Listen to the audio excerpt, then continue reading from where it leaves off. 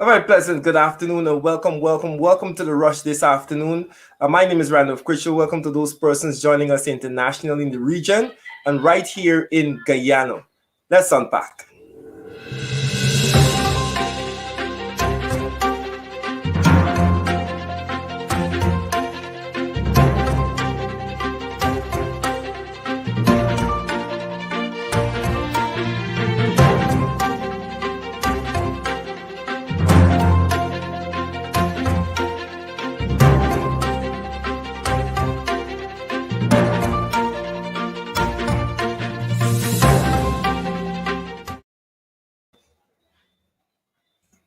Welcome to the show. Welcome, one and all. Welcome to those persons joining us from all over. As we like to do on the Rush here, we want to say good afternoon to all of you. Let us know where you're joining us from this afternoon. Let me give you that shout out.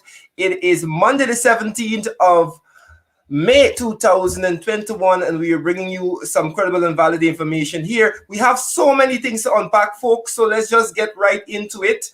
But before, of course, let me know where you're joining us from. Let me know where you're joining us from this afternoon. Good afternoon to my friend Nicole Telford joining us from Providence. Thank you very much, Nicole.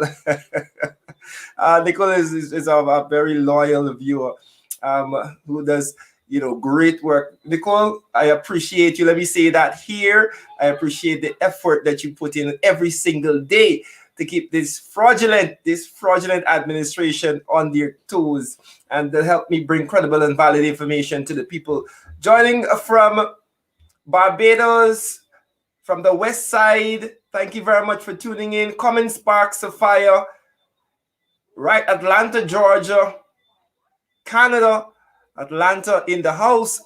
Folks, I always go back to my basketball reference, Atlanta Hawks. I'm looking for good things. The playoffs, of course, started. Brenda from Brooklyn, you should be proud. The Brooklyn Nets are doing fine. Brooklyn Nets are looking like they're going to be the powerhouse in the East. So looking forward to that. Essequibo, Trinidad and Tobago. Thank you very much for joining us. British Virgin Islands in the house.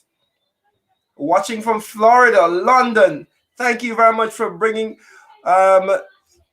your time and lending us, so to speak, lending us your ear this afternoon. Jamaica is in the house. Brooklyn again. Essequibo. Good afternoon from BVI. Lots of people from BVI in London and, of course, New York. Our good friends over there in Antigua. We want to say thank you to all the Guyanese in the diaspora. Of course, those lovely people in the Caribbean. Welcome to the Rush this afternoon again.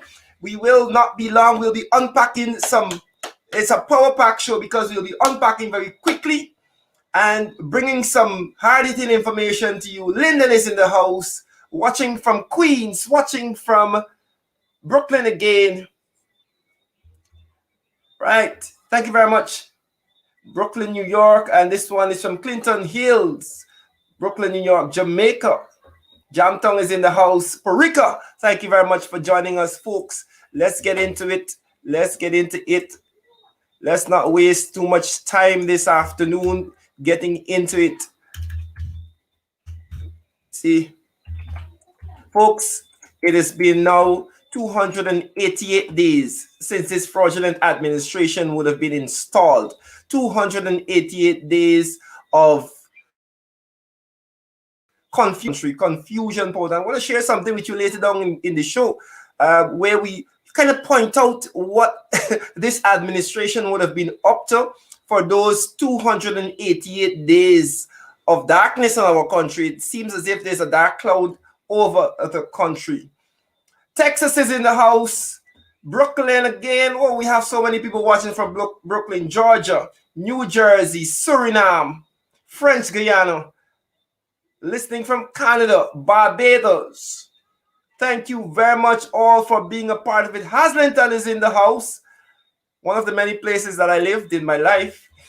Holland is in the house. Thank you very much. Folks, we always start with those COVID numbers, and I want to share with you some more numbers from the COVID related deaths that we had in our country. Folks, the numbers continue to skyrocket. I can't say enough. I can't, and it's really sad to start with these numbers every day. but we have to let you know what is happening on the COVID front. And of course, it is good for you. Sorry, this is not the right. We're going to get to this story in just a bit, but that is not the one we want to share. Of course, that story is what part of what we're going to talk about today. We're going to look at the crime situation in Guyana. We're going to have a close look at it. We're going to look at the fact that the police are scaling back on the crime report that they normally give out. I don't know whose directive this is or where this is coming from. But for you to scale back on the crime report says a lot, says that you are trying to hide the real situation from the people of Guyana. And that is something that we have to be concerned about. Why is the police force scaling back and pulling back on the amount of crime reports that they put out there? We have to ask that question. We have to ask that particular question, and we're going to ask it, folks. But let's start unpacking some of this information. Again, we have some of our videos mixed up. But folks, let's start with the crime situation since we already went there. Since we inadvertently went there, let's start with the crime situation in Guyana. We saw this story breaking recently. Right? This was yesterday. 45-year-old man shot dead in car after arrest. Right? Office of Professional Responsibility probing, and I know that MP Gita Chandan Edmonds is going to be making a statement on this. She, of course, is the Shadow Minister of Home Affairs, and she is going to be making a statement on this soon because it is something of concern. It is something of concern that we see a man after being arrested, shot by the police, and questions need to be answered. Let me see if I can give you some more context on this story and ask. So we need to ask some questions on this particular issue, right? Again, as we're starting off on the crime situation, 45-year-old man was arrested by the police on suspicion of being involved in a robbery. He has died, and that was after he was shot in police custody. Police reports said that Peter Headley of Kitty, Georgetown, and another man were intercepted on Saturday night in Nandi Park. Right? In the car that Headley was driving, the police claimed that there was a television set in the car, and the police suspected it was stolen during a robbery 4 hours earlier that night. The two men were arrested, with Headley being placed in the front passenger seat of his car, while the other man was placed in the police vehicle. 2 police officers joined Headley in his car, taking over the driver's seat, whilst another rank sat at the back. The police claimed that while the vehicle was being driven by the police at the Providence station by a policeman, of course, with the suspect next to him, another police at the back. And another police for the back, the suspect was then reaching under a seat to pull out what appeared to be a firearm. The police officer seated at the back shot Headley, who was then taken to Diamond Hospital where he died while doctors were giving him emergency care. This is a situation that needs to be investigated, folks. Let me say this clearly. While we know that police officers are engaged in, dangerous situations, this mirrors some of the issues we see on international television, where police officers claim that people are reaching for weapons, and it is no such thing. So there's a situation that we need some more answers on. Clarity needs to be sought here in terms of what exactly happened in that car. But folks, again, we are on the issue of crime in the country. We're on this issue of crime in the country. As we're talking about crime, recently we saw a report, and I'm hoping that my operator can get that particular report up. We saw a report, see if we have it here, right? No, not that one, where the police have decided that they are going to scale back on the amount of, the amount of crime reporting that they send out daily. Folks, as we are in the midst of this crime surge in our country, I believe that this is a blatant attempt. This is a blatant attempt by this fraudulent administration who has, of course, who would have been using the force as their plaything. They could send the Guyana police force to pick up people for all manner of craziness, who ain't feel emotionally disturbed. And we're going to come to Mr. Ramson in a bit. Because like my friend Sherrod says, your file on my desk. Your file is on my desk, Mr. Ramson. So you could send people to pick up Gavin Matthews because you emotionally distressed about what somebody said. We had everyone coming out and saying that, look, the crime situation is affecting us, it's affecting business. The Chamber of Commerce coming out and saying that. All of Guyana is observing what is happening with this crime situation. But then we see the Guyana police force cutting back on a number of daily crime reports that they release to the media. Why is this so? Why is this so? Right? As reported, they said 2 straight days, there were no crime reports released by the Corporate Communications Department of the Guyana Police Force. Y'all remember them? They dress up in the black clothes, headed by some Ramatar guy. And my good friend Stan Gavai is on that corporate communications team for the Guyana Police Force. So I know the people there. But questions have to be asked, and journalists are asking, right? Why are you cutting back? So they had 2 straight days where there were no crime reports. So apparently nothing is happening in the country. Nothing is happening in the country. So we're not telling you what is happening now, because apparently this making the PPP look bad. This, people, let me say this to you, Guyana, and the rest of the world looking on. There are some signs in our society that point straight to dictatorship. There are some signs that point straight to dictatorship, and this is one of them. We have seen the blatant attempt to try to control the news media. We've seen the blatant attempt to try to muzzle persons who are speaking the truth. We've seen the blatant attempt to try to cover down issues that are deemed damning to the government. None more so than the crime situation in our country. Mark my words. These are signs that point straight to dictatorship. Nowhere else. No, we've been saying that they're creeping dictatorship. They've long shed that moniker. They're not creeping anymore. They've gone past walking, they're running now. They're running heading straight down the dictatorship road. Because if you can say to the police force, do not give those crime reports to the media in hopes that that is going to make you look good somehow, there's an inherent problem in that. In that the crime is still happening. The Guyana police force not releasing the crime reports is not going to solve the problem of the crime on the streets. But what can we say? We're seeing it every day that the police force,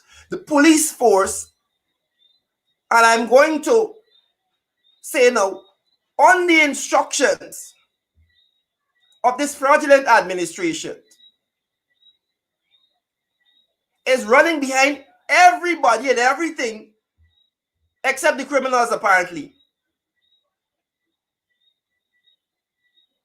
So they could run and arrest Carol Joseph, and they could run and stress out Christopher Jones, and they could run and James Bond, and Trevor Ben and all these people, the police force are preoccupied. The police force is preoccupied, of course, with these trivial things, these trivial political vendetta. When the real crime is happening, when our borders are not secure, when men and women are being killed out there every day, and we seem to have come to a point in Guyana where crimes stop being solved. I remember, and viewers, you will remember too, post 2015, not pre-post. After 2015, it felt like if the police force finally figured out how to solve crimes. They finally figured out how to do it. The dead weight in the police force, they were moved to the side, and people who are willing to do the work of protecting the citizens, they were put in place. And one crime after the other, we saw them being solved and resolved. Suddenly we're back to a place now where crime is running rampant and nothing seems to, no, the police force seems impotent. And amidst that, folks, I want you to put this at that backdrop. Put this at the backdrop of all that you heard just now. Isn't this an attempt by this fraudulent administration to try and cover down what is really happening in this country? If this is not an attempt to do that, I don't know what is. I do not know what is. Questions by journalists on that day. This was when the 14th, when this report was posted, went mostly unanswered by the head of the PR unit, Mark Ramatar, only indicating that the unit has not received any instructions to stop the release of the daily crime report. However, when questioned about the reports not being issued over the past few days, Ramatar decided to remain silent. This is it. Somebody is giving the instruction. Somebody is giving the instructions to try and hoodwink and cover down what is happening in our country. You hoodwink the people. No crime ain't really happening, man. Or Robeson Ben could sit down in Brickdam there and pretend as if crime is not happening in this country. You could pretend that crime is not happening in Guyana. Let me continue going down that road. Folks, let us move on. I want to highlight a couple of things that I found interesting recently and bring them to your attention, because this is what we do here. We bring the information to you. Recently, we saw this. Now, we have come to accept that the PPP is just inherently corrupt. It is part of their nature. Corruption is second nature to them at this point in time. So a lot of things do not surprise us anymore. We as a nation have started to become very inert to this corruption. It don't affect us really anymore. When we see things like $30 million scandal at GWI, it's like just another day under the PPP. Just another day under the PPP. That's what we say, because we've become accustomed to it. We've grown accustomed to scandalous stories like this under this administration. Because we know that they only care about themselves and their pockets and the cronies. $30 million bank transfer scandal in the Guyana Water, Inc. The matter is said to be in the hands of the police. But GWI is silent about it. I wonder why. I saw recently a vacancy for the general manager and the company secretary of Guy Oil. We know what happened at Guy there. Massive corruption. Massive corruption at Guy Oil. Massive corruption at GPL. The chairman of the board approving vehicles from a company that he is the manager of.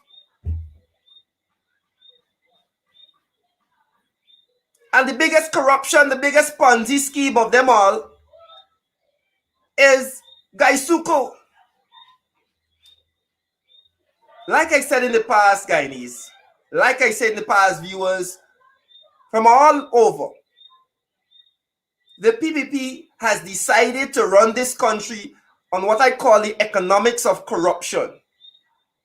It benefits them. It benefits them. It is the economics of corruption. Let us just look at it. Just take a step back and look at it. The average lay person will understand that this is so clearly economics of corruption. GPL rehired a man that was fired under their administration for his incompetence, his inability to manage anything. The $6 million man, Dindial, he's now the man. He's now managing again. We have the chairman of the board approving vehicles from his company to be sold to directors while the workers are still fighting for increase. Gaiwa, that's what we're looking at on the screen here. $30 million scandal. Look at it. Guy Oil. 300, this is how much? 300 million? $300 million scandal. Company secretary, this one Blair, all of them are heard on the recorded, telling the man that he should bring the oil in. Under the table deals. General manager resigning. I think he saw what was coming down and he decided I didn't want no part of this. Basu. Massive corruption. Then we head to the biggest of all. This is Gaisuko. And you know why Gaisuko is the biggest corruption scheme of all? And why it is the biggest Ponzi scheme of all? It is simply because they are using the cane cutters. They are using those hard-working people in the sugar belt as pawns in this political Ponzi scheme, which is Gaisuko. And you know who are the ones that are suffering? Every single other Guyanese. Because monies that could be going to develop this country are being pumped into the Ponzi scheme at Gaisuko, where they know it's not making any money. Everybody, the smallest child in Guyana knows what is going on at Gaisuko. That national embarrassment that is Gaisuko. But we have that Ponzi scheme happening over there at Gaisuko to go along because it fits perfectly to the mold of the PPP's economic model, the economics of corruption. They got Narayan Singh running around with bags of sugar as believing he is some magician, that he's going to take this industry that would have died out many years ago and breathe life into it like the Messiah. He is the sugar Messiah. He can turn sugar around. He can mold it with clay and breathe life into it. That is the foolishness the PPP is doing. But folks, as I said, we have become inert to the corruption. It is like breathing for the PPP. It is like breathing for them. Right? It comes very natural. So we can't expect anything better. Let us move on, folks. As I said, we have lots more things to talk about on our program. And again, let me say welcome. And if you are joining us, share the live stream. Share the live stream. let your friends and family know that credible and valid information is being unpacked right here on The Rush. Let me get down to some other issues. Now, the leader of the opposition was in Victoria this weekend as part of the opposition fan out exercise and outreaches that has been happening over the past few months. Of course, they were in Linden. They were in region number 5. We were in region number 3 and region number 2. And I say we because I would have been accompanying those MPs and the leader around the country. And I want to share with you a bit of what the leader of the opposition said, a part of his presentation in Victoria. A part of his presentation in Victoria when he spoke about this mangrove issue. Let's listen in.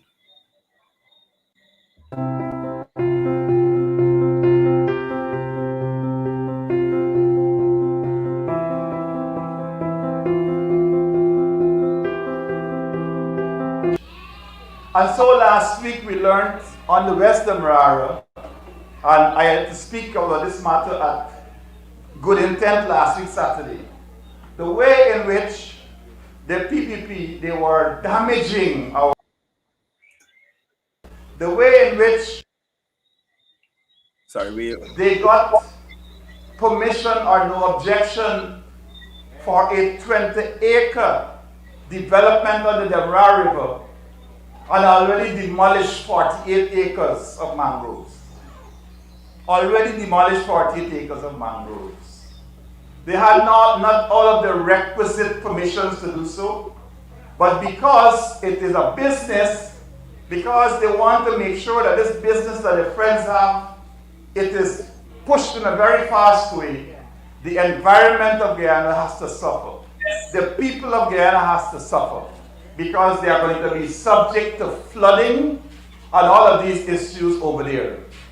I am from Region 3, and the only thing that separates the Demerara River from our houses is the mangrove. It is to make a statement.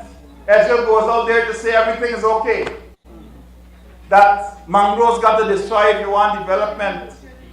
And so the mangrove destroyer, as far as he's concerned, the company had already put in place the necessary arrangements to prevent flooding. Right. So, leads the opposition, they're talking about that issue on the West Bank there with those mangroves, folks.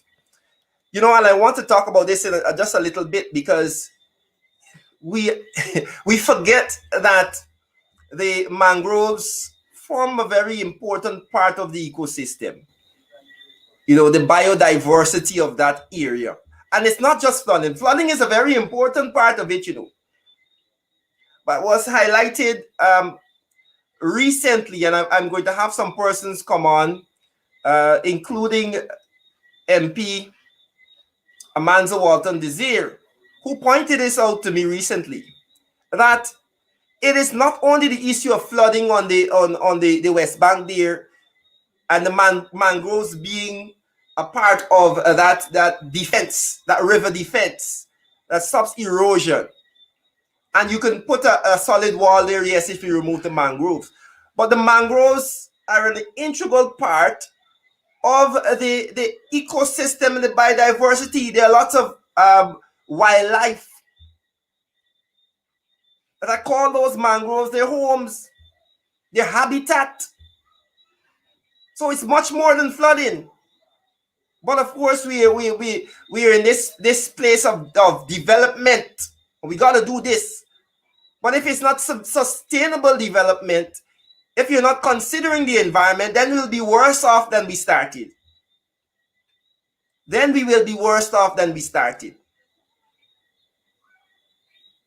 And I'm happy that the leader of the opposition, during those visits, of course, Region 5, Region 3, Region 2, Region 10 so far, all of them visiting with many communities, 12, 14, 18 communities at once throughout this region. And of course, if you have not seen the MPs and the leaders of the opposition in your community, look out, we're coming. They're coming. But let me say that this mangrove issue is something that we have to pay attention to. I will continue to highlight that. But as I said, we have more news than more things to deal with than we have time this afternoon. I want to move on to some issues here, and I think I'll use this as my story behind the story this afternoon, folks.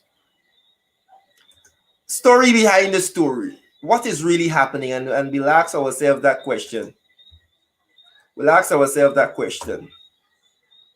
Right? I want to leave this up so we can start with this.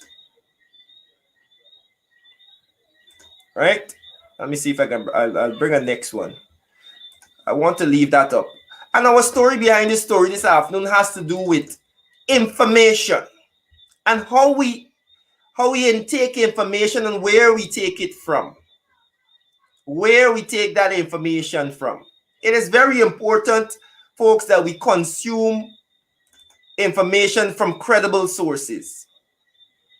Right? And I purposely left this up here because we saw recently. All right, so I'm going to leave this one too. Right. This was a retraction by Mr. Yog Mahadio. Let me take it down and talk to you first. It is very, very important that we understand that we need to consume like any other thing. Just like how we go to the supermarket and we want to ensure that the goods and the vegetables that we're buying, they are fresh and they're not spoiled, because if we consume them, we can get ourselves sick. It is just as important that the information that we consume is wholesome. And the source, because we don't go to anybody and buy anything. Some people are very picky with who they buy things from that they're eating. Some people wouldn't go to the road corner and buy the puri or the pylori or the cassava ball or the egg ball from the road corner because they're very picky about where they eat. Some people don't mind. They eat from anywhere.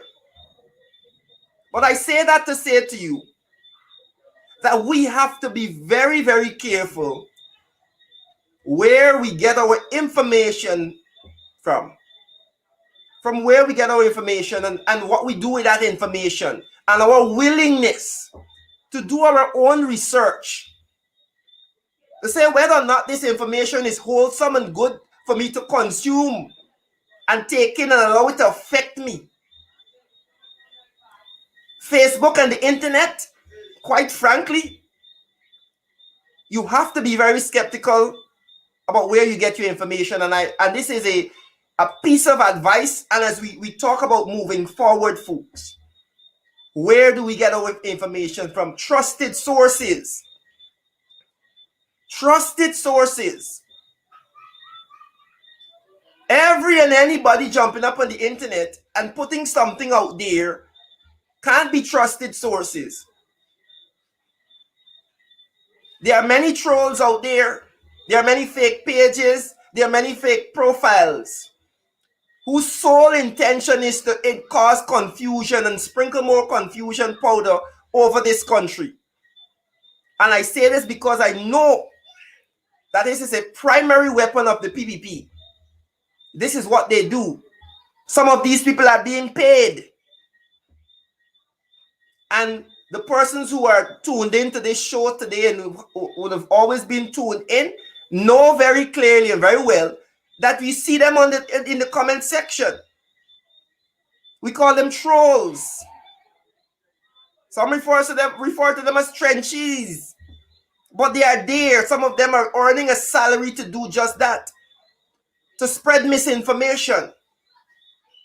And as a people, we have to guard against this. And this is not the last time I will talk about this issue. Because I believe it affects us in a serious way. And we have to be vigilant. We have to be cognizant of this. And we have to stamp it out right away.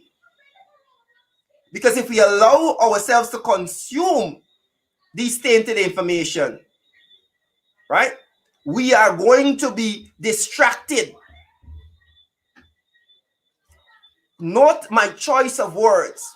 We are going to be distracted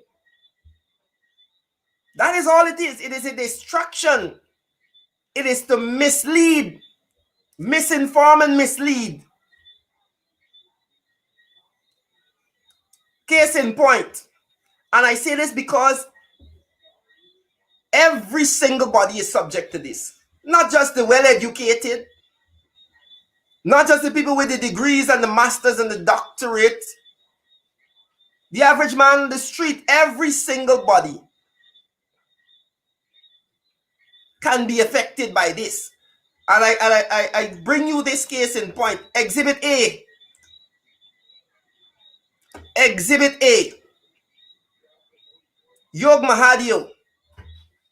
Some of you may know Yog Mahadio as the former head of GTT. Very well-known figure. Very outspoken on social and political issues. And by all accounts, this is an educated man. Recently, posted on his Facebook page what he deemed an extract from APNU AFC's press release dated the 12th of May. Right? He thought this was official. Somebody took the APNU AFC press release and they doctored it. They edited it to say what we did not say. Right? To say what was not said. Mr. Yog Mahadio took that and posted it on his page about and with the heading, "The Petty Politics of Guyana." That was his original post, as you see there. Then, a day or two later, he had to go edit, and he put in bold, "edit." A colleague brought to my attention that the excerpt below may have been taken from a version of the press release that was not issued by Joseph Harmon. That being so, then I apologize to Harmon and his team for directing this at him. The details of the issue will continue to be ventilated as we try to move forward.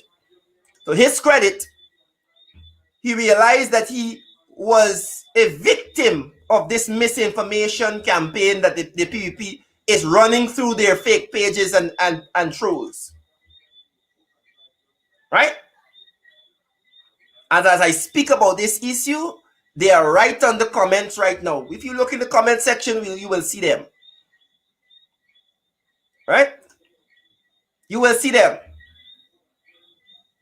You will see them in the comment section doing their best to try and distract you. But let us stay focused on what we're talking about here. This is a well-educated man. By all accounts, might have a doctorate and all. An author, a poet, a businessman of the highest caliber, would have managed one of the largest companies in this country. And he too, even him, was victim of the misinformation campaign by the PPP. And this is what I am talking about this afternoon, folks. We have to be so careful about where we get our information. Exhibit B. Exhibit B. Case in point. I have identified this as one of those fake pages, fake profile that took the same story that Yog Mahadio was talking about, took the edited press release, somebody who was mischievous and intent on creating trouble, edited the press release, and this Kayla Castro, who I believe is a fake profile. And you can probably check it out for yourself. Don't take my word for it. Just type her name in on Facebook. Right? Alright, type her name in on Facebook. And these are the things we must be reporting to Facebook. Because These sort of profiles, their only purpose is to cause injury and confusion. Right? It's to cause injury and confusion. Sure. Who is in the same set or the same mold of these the trolls that are on the page right now, right? Like one Jack Dio, what's his name? Let me see it here. Kitwaru, who is commenting on the page right now, another troll, another fake page, being paid by the PPP to cause confusion and misinformation, spread misinformation. So let me say this, folks. Let us be vigilant. Let us be very vigilant about where we get our information, where we get it to consume it, and how we share this information also. Let me go back to Exhibit A as I conclude. If Mr. Yog Mahadio had done any amount of research, and this is where I talk about, when you get a piece of information, don't consume it, digest it, and then regurgitate it without checking the source. Because if this educated man, and I say this, and I give him credit for coming on his page and recanting, so to speak, and editing and saying, look, he made a mistake. Kudos to him for that. But there are many of them, even persons in the PPP administration who are ministers, who go on the internet and spread these lies. So we must be careful. We must be careful how we share information also. If Yog was do any amount of due diligence, he would have gone to the AP and UAFC page, look at the original press release, and realize what this person sent to him was fake.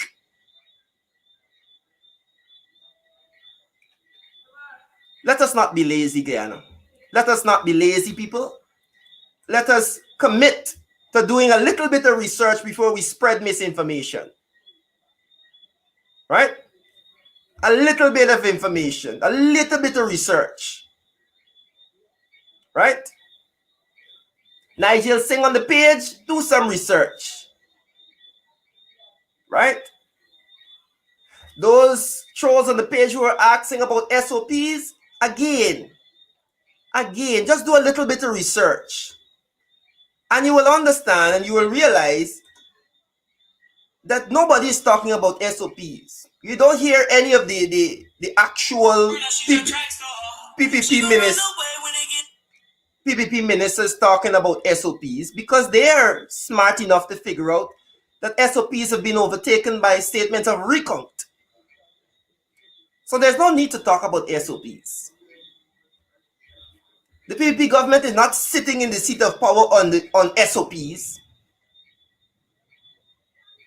So it's just a display of your unwillingness to do some research. It's just a display of your willingness to be lazy if you're going to talk about SOPs. Because nobody is going to go back to an SOP now when we had a recount. I mean, it is simple reasoning. Right? It's simple reasoning. There's no use for an SOP when we have SORs, statements of recounts. But again, I don't expect the trolls on the page to understand that simple reasoning. I expect them to be lazy. And again, folks, let us continue. Let us continue to question. Let us continue to do what we have to do to stay vigilant as we highlight these issues. But as I said, we have lots of things to go through. I have two more things that I want to share with you today, folks, as we wrap up. More things I want to share with you. All right. Of course, we spoke earlier about the COVID numbers. Let us not forget that three more persons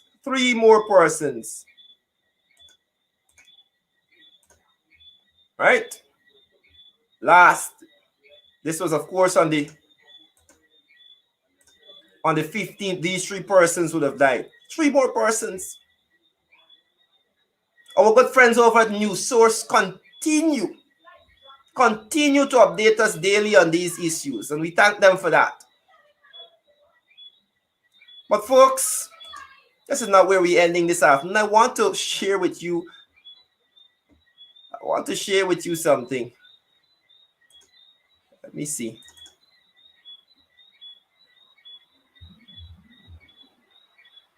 As it begins to rain here in Georgetown, I hope it's not raining where you are.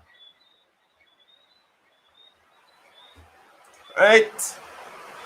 I know you can hear the rain outside at this point in time. But before we leave this afternoon, let me share with you this. And I know persons have some strong opinions about the IRI. Persons have some strong opinions about the IRI, the International Republican Institute. And again, as we say, not wanting to be lazy, not wanting to be lazy, and doing some research for our own. I hope that you would go on the internet and you would try and do a little bit of research on these IRI people and their connections. Right? And their connections. Who are they connected to? Which administration, which side of the aisle do they come down on?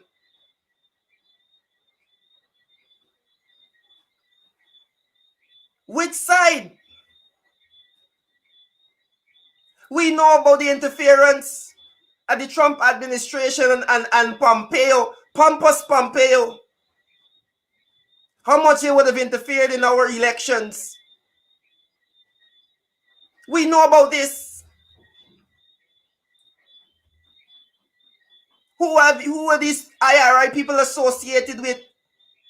Those same Republicans. It is the International Republican Institute.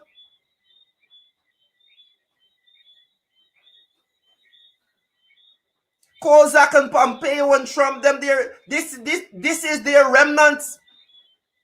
Make no bones about it.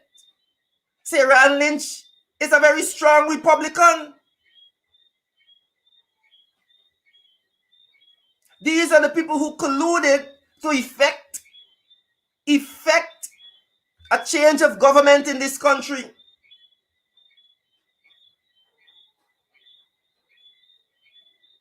It was no secret.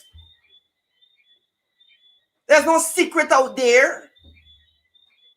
Now these are the same people who are coming to tell us, we will help you reform your electoral laws and change things up for you.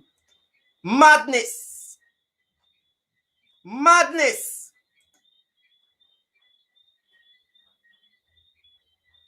Absolute madness. These are the people that are coming to tell us how we must run the elections now. You know what this is? You know what this is? This is a man coming into your house, helping some people to fetch out your furniture, clean your house out, thief everything, put you out of the house, and then come and tell you, look, I will come and help you to fix these locks. You think he want to help you fix the lock so you could get back in your house? No, he want to keep you out.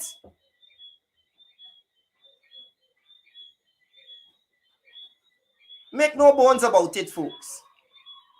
Make no bones about it.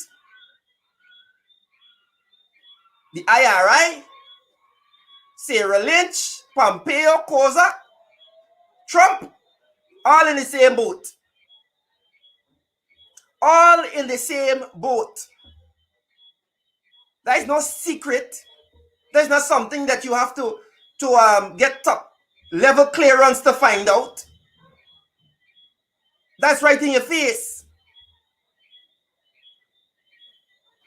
These are the people that effected regime change in our country, coming to tell us, oh, we will fix the electoral laws now. When you just colluded with this fraudulent administration to get them installed, you got to be a madman. The IRI, big, and they got enough sense.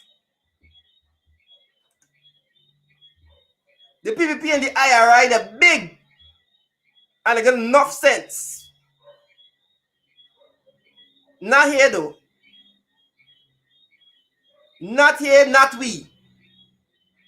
The 26th of May is quickly approaching. And I hope that we understand the significance of that day.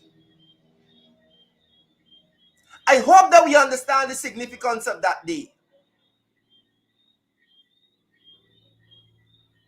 I hope that we understand the significance of our independence.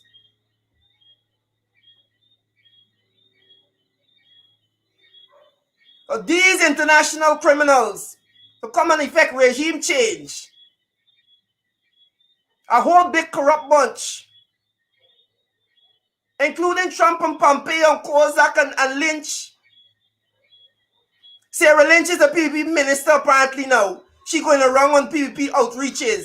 Whenever have you seen a US ambassador running around the country with a political party? Supporting this, supporting that.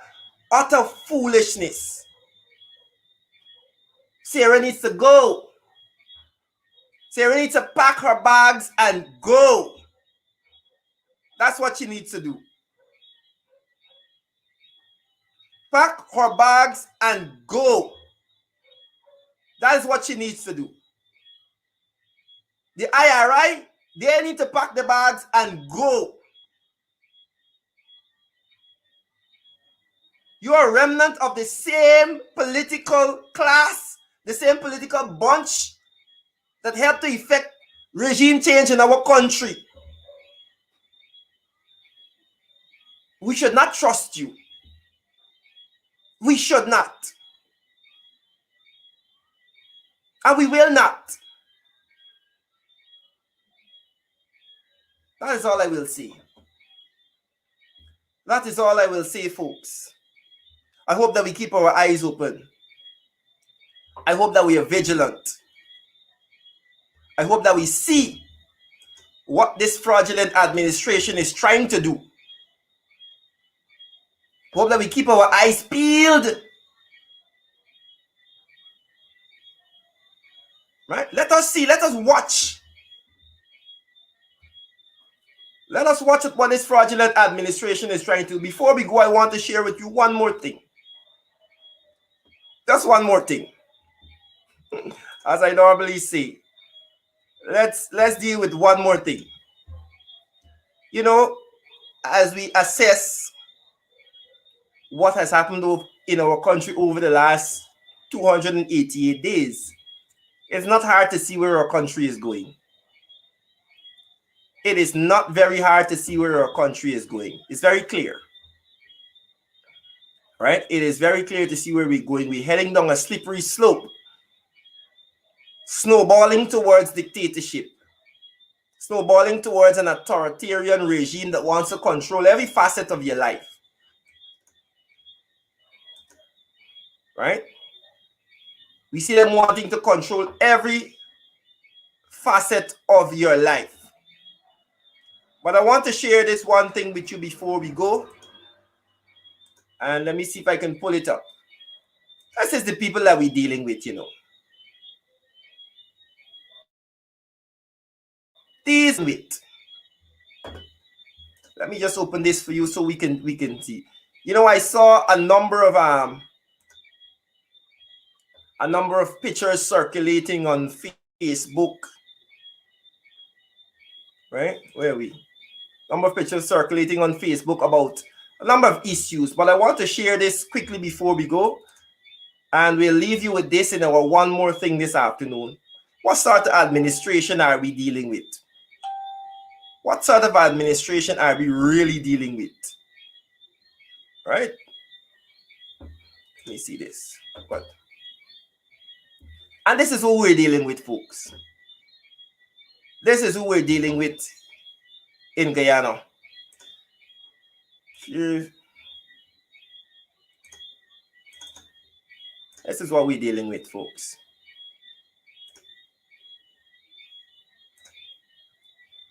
These are the people. Look at them. If you didn't know, now you know. What have we dealt with over the last 288 days? As soon as they came in, we are dealing with this corrupt, installed, illegitimate, incompetent administration. Remember when they flooded the Gaisuko lands and flooded those squatters? Yeah, that's the party. That is the PPP. Don't forget that they haven't given any increase in the 2020 nor the 2021 budget to public servants. That is the PPP. Let us not forget. Remember the COVID grant and the pink slip? That is the PPP. You remember, you know how many persons in collect? Many. These are the same people who talk about how they know how to fix everything. We got massive shortage in drug and protective gears in the hospital. These are the same people destroying the mangroves and the environment. These are the same people that are overseeing an economy where you have skyrocketing cost of living. These are the same people who talk about blackouts, and now they're in power. We have blackout every day. Daily low voltage and power outage. Same PPP. These are the same people who sat in relative peace for 4 years, 5 years under the APNU AFC. Now they're in power. We see a crazy increase in crime, murders, and kidnappings. The same PPP. Not different. Same PPP. Now, the big one. Same PPP. As soon as they come in power, we basically flip a switch and we back to a narco state. Largest drug bust in the history. And this is a very short list, people. This is a very short list. This is a very short list. You will see another list coming out tomorrow. Because we got to do it in parts. It's too much. The corruption and craziness, too much. But look at the faces. These are the people who claim that they could run this country properly. But for 288 days, we've been under a cloud of darkness and confusion in Guyana. That is the PPP. And on that note, folks, I will take my leave this afternoon. Do continue to work together, folks. Let's work together for national development. Do enjoy the rest of your evening. Of course, remember we said, be careful where you're consuming information from. Say hi to the trolls on the page. Good afternoon to you. Thank you very much for joining us. We hope that you continue to follow us and we continue to be here every afternoon so you can hear the credible and valid information. To our lovely friends and supporters who've been here from day one, thank you very much. My name is Randolph Critchlow. Do enjoy the rest of your evening and stay safe.